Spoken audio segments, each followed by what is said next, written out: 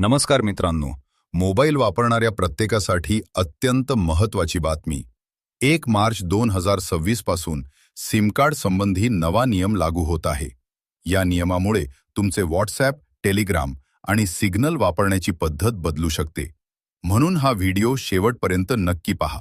सरकारने लागू केलेल्या नव्या सिम बाइंडिंग नियमानुसार आता तुमचा मोबाईल नंबर ज्या सिमवर नोंदणीकृत आहे ते सिम कार्ड त्याच मोबाईलमध्ये सक्रिय असणे आवश्यक असेल.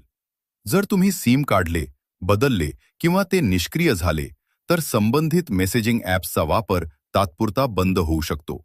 पूर्वी OTP पडताळणीनंतर ॲप चालत असे, परंतु आता सिम सतत मोबाईलमध्ये असणे बंधनकारक होणार आहे. फक्त मोबाईलच नाही तर व्हॉट्सॲप वेब आणि टेलिग्राम वेब वापरणाऱ्यांनाही परिणाम जाणवू शकतो.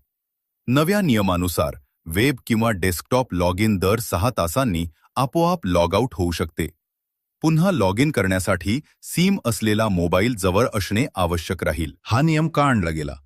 सायबर फसवणूक रोखण्यासाठी, OTP फ्रॉड कमी करण्यासाठी, बनावट क्रमांकांचा गैरवापर थांबवण्यासाठी, डिजिटल सुरक्षितता मजबूत करण्यासाठी सरकारचा उद्देश. ऑनलाईन सुरक्षितता वाढवणे हा आहे.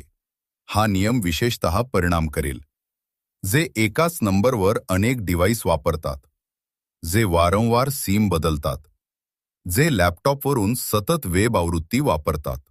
तर मित्रांनो, 1 मार्च 2026 पासून हे नवे नियम लागू होणार आहेत.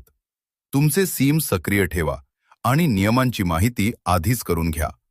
ही माहिती उपयुक्त वाटली तर व्हिडिओला लाईक करा, चॅनलला सबस्क्राईब करा आणि ही बातमी इतरांपर्यंत नक्की पोहोचवा.